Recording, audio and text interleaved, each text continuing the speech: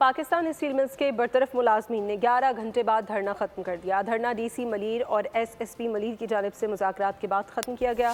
دھرنے کے باعث بن قاسم ریلوے اسٹیشن کے قریب ریلوے ٹریک بند رہا، ٹرینوں کی آمد و رفت بھی معطل رہی۔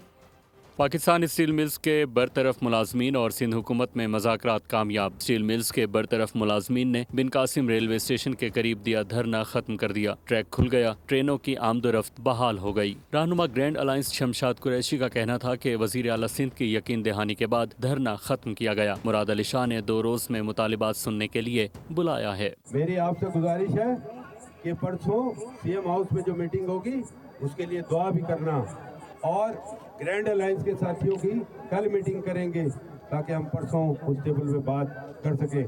برطرف ملازمین اپنی ملازمت کی بحالی کے لیے اور اسٹیل ٹاؤن میں پانی اور بجلی کی عدم فراہمی کے خلاف احتجاج کر رہے تھے۔ اس دوران اسٹیل ملز کا سابق ملازم دل کا دورہ پڑنے سے جان کی بازی ہار گیا۔